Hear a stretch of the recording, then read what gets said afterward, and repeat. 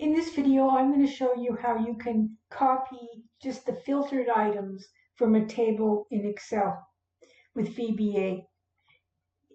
The nice thing about having your data in a table is that you're able to filter it.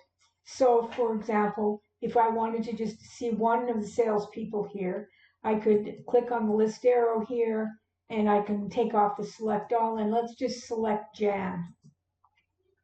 And we'll say, okay.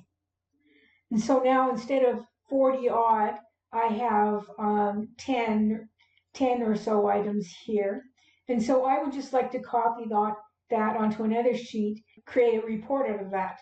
So I'm going to press my copy button, which is going to tie to the code that I'm going to show you. And I'll go copy.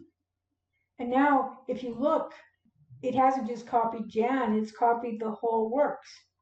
So what I'm going to do is I'm going to show you what I'm doing to my code, and now it will work and just copy Jan.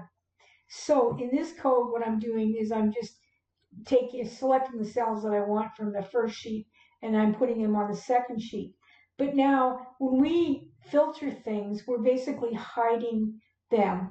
And so to copy just the filtered ones, what you're going to do is I'm going to take the comments off this command here. So I'm going to say if the data row's height is greater than 0, so if it's filtered out, it is hidden, and so the height is 0. And so then I'm going to take the comment off my end loop here, or my end if here.